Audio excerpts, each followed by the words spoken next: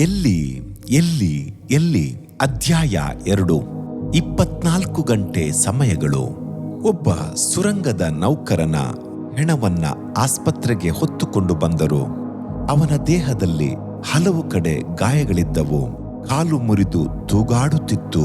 ಸುರಂಗದಲ್ಲಿ ಕೆಲಸ ಮಾಡಿಕೊಂಡಿದ್ದಾಗ ಆ ಭಾಗವು ಒಡೆದು ಬಿದ್ದುದರಿಂದ ಒಳಗೆ ಸಿಕ್ಕಿ ಹಾಕಿಕೊಂಡು ಮೃತಪಟ್ಟನು.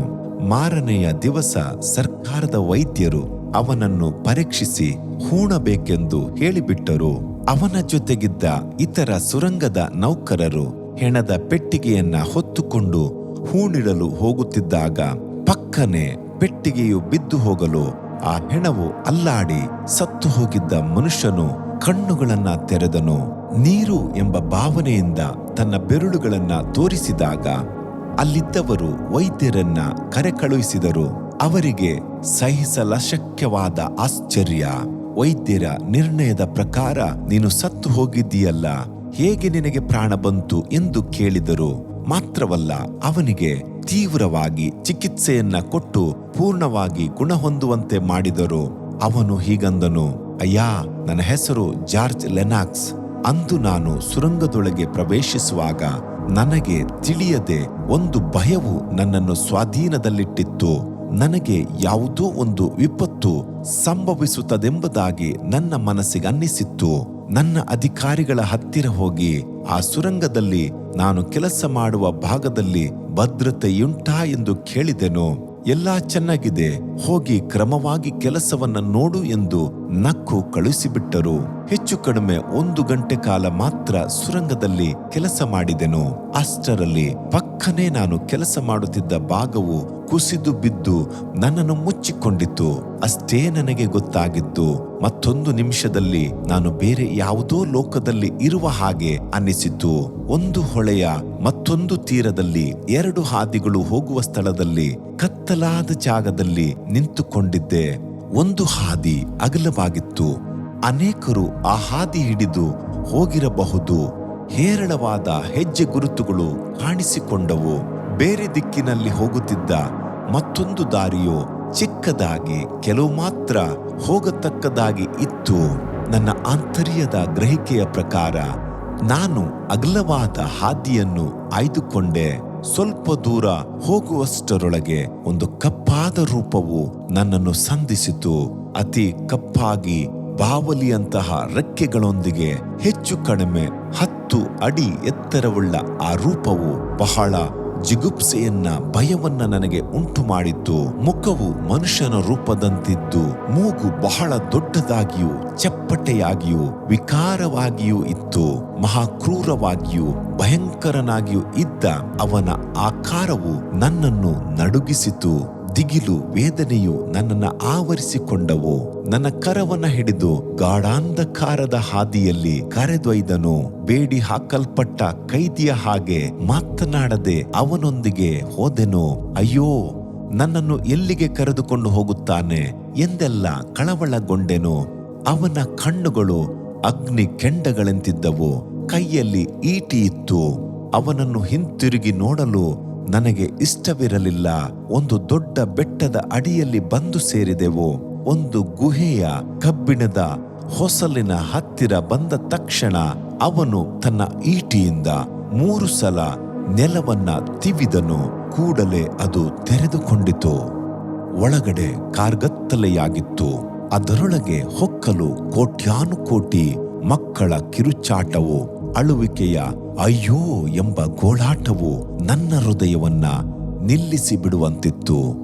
ಸಹಿಸಲಶಕ್ಯವಾದ ನೋವು ಬಾಧೆಗಳಿಂದ ಹಲ್ಲು ಕಡಿಯೋಣವು, ನಿಟ್ಟುಸಿರು ನನ್ನ ಕಿವಿಗಳನ್ನ ಚುಚ್ಚುತ್ತಿತ್ತು. 1 ಕೋಟಿ ಜನರು ಒಂದೇ ಸಮಯದಲ್ಲಿ ನೀರು ನೀರು ಎಂದು ಗೋಳಿಟ್ಟುಕೊಂಡರು. ಆ ಸ್ಥಳವನ್ನ ಬಿಟ್ಟು ಪಲಾಯನವಾಗಬೇಕೆಂದಿದ್ದೆ. ಆದರೆ ಎಲ್ಲಿಗೆ ಹೋಗುವುದು, ಹೇಗೆ ಹೋಗುವುದು ಎಂಬುದಾಗಿ ತೋಚಲಿಲ್ಲ. ಎಲ್ಲಾ ಕಡೆಯಲ್ಲೂ ಕಾರ್ಗತ್ತಲು. ಆ ಸಮಯದಲ್ಲಿ ಮತ್ತೊಂದು ಪಿಶಾಚಿಯು ನನ್ನ ಬಗ್ಗೆ ಅಧಿಕಾರ ವಹಿಸಿಕೊಂಡಿತು. ಹಿಂದಿನ ಪಿಶಾಚಿಯು ತಿರುಗಿ ಹೋಗಿ ಮರಣ ಹೊಂದುವ ಮಕ್ಕಳ ಆತ್ಮವನ್ನು ಕರೆದುಕೊಂಡು ಬರುವುದಕ್ಕೆ ಹೊರಟಿತು. ಹೊಸದಾಗಿ ಅಧಿಕಾರ ವಹಿಸಿದ ಪಿಶಾಚಿಯು ಬಹಳ ಭಯಂಕರವಾಗಿತ್ತು. ಅದರ ಕೈಯಲ್ಲಿ ಬಹಳ ಚೂಪಾದ ಗರಗಸವಿತ್ತು. ಅದು ನನ್ನ ಹತ್ತಿರ ಹೇಸಿಗೆಯ ಕೊರಳಿನಿಂದ, ನೀನು ಈ ನರಕಕ್ಕೆ ದೂಡಲ್ಪಡುತ್ತಿ, ನಿನಗೆ ಇನ್ನು ಯಾವ ನಂಬಿಕೆಯೂ ಹರ್ಷವೂ ಶಮನವೂ ಸಿಕ್ಕದು. ನರಕದ ಅಗ್ನಿ ಜ್ವಾಲೆಯಲ್ಲಿ ನೀನು ಸದಾ ಯಾತನೆ ಪಡುವೆ. ಇನ್ನು ಒಂದು ಬಾಗಿಲು ತೆರೆಯಲ್ಪಡುವಾಗ ನೀನು ಪಾತಾಳಕ್ಕೆ ಬಿದ್ದು ಅಲ್ಲಿ ಉಕ್ಕುತ್ತಿರುವ ಅಗ್ನಿ ಸಮುದ್ರದಲ್ಲಿ ಭಾಗವಹಿಸುವಿ ಎಂದಿತು. ಆ ಮಾತುಗಳು ಇನ್ನೂ 1000ದಷ್ಟು ಹೆಚ್ಚಾಗಿ ನನ್ನನ್ನು ಕಂಪನಗೊಳಿಸಿತು. ನಾನು ಪಡೆದ ಭಯವನ್ನು, ಯಾತನೆಯನ್ನು, ಕಳವಳವನ್ನು ಮಾತಿನಲ್ಲಿ ವರ್ಣಿಸಲು ಅಸಾಧ್ಯ. ನನ್ನ ಬಲವು ನನ್ನನ್ನು ಬಿಟ್ಟು ಹೋಯಿತು. ಬಲಹೀನತೆಯಿಂದ ನಡುಗಿಕೊಂಡಿದ್ದ, ತಲೆ ಸುತ್ತುವ ಸ್ಥಿತಿಯಲ್ಲಿ, ಆ ಕಾರ್ಗತ್ತಲೆಯಲ್ಲಿ ಏನು ಮಾಡಲೆಂದು ಅಂಜಿದೆನು. ನರಕದ ಸಮುದ್ರದಲ್ಲಿ ಹೋಗಿ ಬೀಳಲು ನನಗೆ ಸ್ವಲ್ಪವೂ ಇಷ್ಟವಿರಲಿಲ್ಲ. ನಾನು ನಿಂತಿದ್ದ ಆ ಸ್ಥಳದಿಂದ ನನ್ನ ಕಣ್ಣುಗಳನ್ನು ಮೇಲಕ್ಕೆತ್ತಿ ನೋಡಿದಾಗ ಅಲ್ಲಿ ಅತಿ ಎತ್ತರದಲ್ಲಿ ಅತಿ ಸುಂದರವಾದ ಸೊಗಸಾದ ಪಟ್ಟಣವೊಂದು ನನ್ನ ಕಣ್ಣಿಗೆ ಬಿತ್ತು. ನನಗೆ ಎಟುಕಲಾರದಷ್ಟು ಎತ್ತರದಲ್ಲಿ ಮತ್ತು ದೂರದಲ್ಲಿ ಪರಲೋಕವಿತ್ತು. ಅದರ ಸೊಬಗನ್ನು ಮತ್ತು ಅಂದವನ್ನು ಮಾತಿನಲ್ಲಿ ವರ್ಣಿಸಲು ಸಾಧ್ಯವಿಲ್ಲ. ಬಂಗಾರದಂತೆ ಪ್ರಕಾಶಮಯವಾದ ಆ ನಗರದಲ್ಲಿ ಎಷ್ಟು ಅಂದವಾದ ಬಣ್ಣಗಳು ಪ್ರಜ್ವಲಿಸುತ್ತಿದ್ದವು. ಎಷ್ಟು ಸೊಗಸಾದ ಹೂವುಗಳು, ಹಣ್ಣುಗಳು, ಪಕ್ಷಿಗಳು ತುಂಬಿವೆ. ಸಾವಿರಾರು ದೇವದೂತರು ಇಂಪಾಗಿ ಹಾಡುತ್ತಿದ್ದರು. ಅಲ್ಲಿ ಸ್ತುತಿಸುತ್ತಿರುವ ಲಕ್ಷಾಂತರ ಮಕ್ಕಳ ಪೈಕಿ ಅಕಸ್ಮಾತ್ ನನ್ನ ಪ್ರಿಯ ತಾಯಿಯನ್ನು ಕಂಡೆನು. ಅವರು ಎಷ್ಟು ಉತ್ಸಾಹದಿಂದ ಹರ್ಷದಿಂದಲೂ ದೇವರನ್ನ ಸ್ತುತಿಸಿಕೊಂಡಿದ್ದರು. ಈ ಸನ್ನಿವೇಶದಲ್ಲಿದ್ದ ನನ್ನನ್ನು ನೋಡುವುದಕ್ಕೆ ಅವರಿಂದ ಸಾಧ್ಯವೋ ಇಲ್ಲವೋ ಎಂದು ನನಗೆ ತಿಳಿಯಲಿಲ್ಲ. ಅವರು ಭೂಲೋಕದಲ್ಲಿದ್ದಾಗ ಎಷ್ಟು ಸಾರಿ ಕ್ರಿಸ್ತನನ್ನ ಅಂಗೀಕರಿಸಿಕೊಳ್ಳಬೇಕೆಂದು ನನ್ನನ್ನು ಬಲವಂತ ಮಾಡಿದರು. ಎಷ್ಟು ಸಾರಿ ಕಣ್ಣೀರು ಸಹಿತ ಆಲೋಚನೆ ಹೇಳಿದರು. ಅದನ್ನೆಲ್ಲ ನಾನು ಉಲ್ಲಂಘಿಸಿ ಕದಿಯುವುದರಲ್ಲಿಯೂ ಕುಡಿಯುವುದರಲ್ಲಿಯೂ ಮಗ್ನನಾಗಿದ್ದೆನಲ್ಲ. ಅಯ್ಯೋ, ಕೃಪೆಯ ಕಾಲಗಳನ್ನೆಲ್ಲ ನಾನು ಹಾಳು ಮಾಡಿಕೊಂಡೆನಲ್ಲ. ಮನಸ್ಸು ಬೇಸರಗೊಂಡು ಪ್ರಲಾಪಿಸಿ ಅತ್ತೆನು. ಮತ್ತೊಂದು ಕ್ಷಣ ನನ್ನ ಎದುರಿಗಿದ್ದ ದೊಡ್ಡ ಕಬ್ಬಿಣದ ಬಾಗಿಲು ಬಹಳ ಶಬ್ದದಿಂದ ತೆರೆದುಕೊಂಡಿತು. ನಾನು ಒಳಗೆ ನೋಡಿದಾಗ ನಾನು ಕಂಡ ದೃಶ್ಯವು ನನ್ನ ಎದೆಯನ್ನ ತಿವಿಯುವ ಹಾಗಿತ್ತು. ಭಯಂಕರವಾದ ತರಂಗಗಳನ್ನೊಯ್ಯುವ ಅಗ್ನಿ ಸಮುದ್ರವು ಉಕ್ಕಿಕೊಳ್ಳುತ್ತಾ ಇತ್ತು. ಅದರ ಅಲೆಗಳು ಬಹಳ ಎತ್ತರಕ್ಕೂ ಬಹು ಆಳಕ್ಕೂ ಏಳುವುದು. ಜನರುಗಳು ಆ ಅಗ್ನಿ ಅಲೆಗಳಲ್ಲಿ ಮೇಲಕ್ಕೂ ಕೆಳಕ್ಕೂ ಅಲ್ಲಾಡಿಸಲ್ಪಡುತ್ತಿದ್ದರು. ಅಯ್ಯೋ, ಆ ಯಾತನೆಯನ್ನ ಹೇಳಲು ಸಾಧ್ಯವಿಲ್ಲ.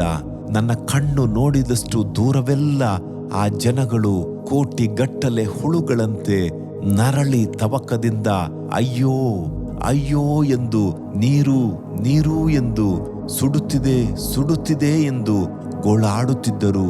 ಅದು ಸಾಲದೆ ಕೋಟಿಗಟ್ಟಲೆ ದುರಾತ್ಮಗಳು, ಚೇಳುಗಳು, ಸರ್ಪಗಳು ಅವರನ್ನು ಬಾಧಿಸುತ್ತಿದ್ದವು.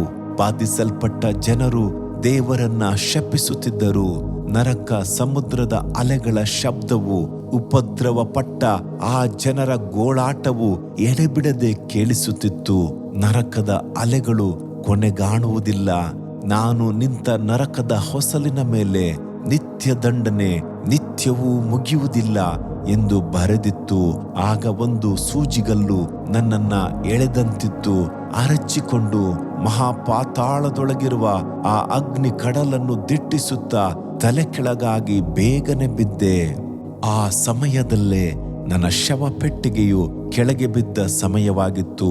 ಒಂದು ನಿಮಿಷ ನಾನು ಭೂಮಿಯಲ್ಲಿದ್ದೇನೋ ಅಥವಾ ನರಕದಲ್ಲಿದ್ದೇನೋ ಎಂದು ಗೊತ್ತಾಗಲಿಲ್ಲ. ಕಣ್ಣುಗಳನ್ನ ತೆರೆದೆನು. ಆಸ್ಪತ್ರೆಯಲ್ಲಿದ್ದೆನು. ನನಗೆ ಸ್ವಾಧೀನ ಬರಲು ಹಲವು ನಿಮಿಷಗಳಾದವು. ತಕ್ಷಣವೇ ಆ ಸ್ಥಳದಲ್ಲಿಯೇ ಯೇಸುವಿಗೆ ನನ್ನ ಜೀವಿತವನ್ನ ಒಪ್ಪಿಸಿದೆನು. ಇನ್ನು ಮುಂದೆ ನಾನು ಒಳ್ಳೆಯ ಕ್ರೈಸ್ತನಾಗಿ ಜೀವಿಸುತ್ತೇನೆ. ನಿಜವಾದ ಕ್ರೈಸ್ತನಾಗಿ ಈ ಲೋಕವನ್ನ ಮುಗಿಸುತ್ತೇನೆ. ಅಗ್ನಿಯಿಂದ ತಪ್ಪಿಸಲ್ಪಟ್ಟ ಕಟ್ಟಿಗೆಯಂತಿದ್ದ ಜಾರ್ಜ್ ವೆನಾಕ್ಸ್ ಸಂಪೂರ್ಣ ಸೌಖ್ಯ ಹೊಂದಲು ತಿಂಗಳುಗಳು ಕಳೆದವು. ಸುರಂಗದಲ್ಲಿ ಮುರಿದು ಹೋದ ಅವರ ಕಾಲುಗಳು, ಎಲುಬುಗಳು ಮತ್ತೆ ಒಂದಾಗಿ ಸೇರಿಕೊಂಡವು. ದೇವರು ಅವನಿಗೆ ಆಶ್ಚರ್ಯ ರೀತಿಯಲ್ಲಿ ಜೀವನವನ್ನ ಹೆಚ್ಚಿಸಿಕೊಟ್ಟು ನಮ್ಮನ್ನ ಇವತ್ತು ಎಚ್ಚರಿಸುತ್ತಿದ್ದಾನೆ. ನರಕದ ಬಾಯಿಯಿಂದ ತಪ್ಪಿಸಿಕೊಳ್ಳುವವರು ಲಕ್ಷದಲ್ಲಿ ಒಬ್ಬನೇ ಒಬ್ಬನು. ಪುನಃ ಅವರುಗಳು ನರಕಕ್ಕೆ ಹೋಗಲು ಬಯಸುವರೋ? ದೇವ ಮಗುವೆ, ಈತನ ಸಾಕ್ಷಿಯು ನಿನಗೆ ಒಂದು ಎಚ್ಚರಿಕೆಯಾಗಿರಲಿ. ಇವತ್ತು ನೀನು ನಿನ್ನ ಜೀವಿತವನ್ನ ಯಾವ ರೀತಿ ಇದೆ ಎಂಬುದಾಗಿ ಒಂದು ಕ್ಷಣ ಯೋಚಿಸುವಿಯಾ? ನರಕದ ಕುರಿತು ಬಹಳ ಎಚ್ಚರಿಕೆಯಿಂದ ಇವತ್ತು ನೀನು ನಿನ್ನ ಜೀವಿತವನ್ನ ಯೇಸು ಕ್ರಿಸ್ತನಿಗೆ ಒಪ್ಪಿಸಿಕೊಡು.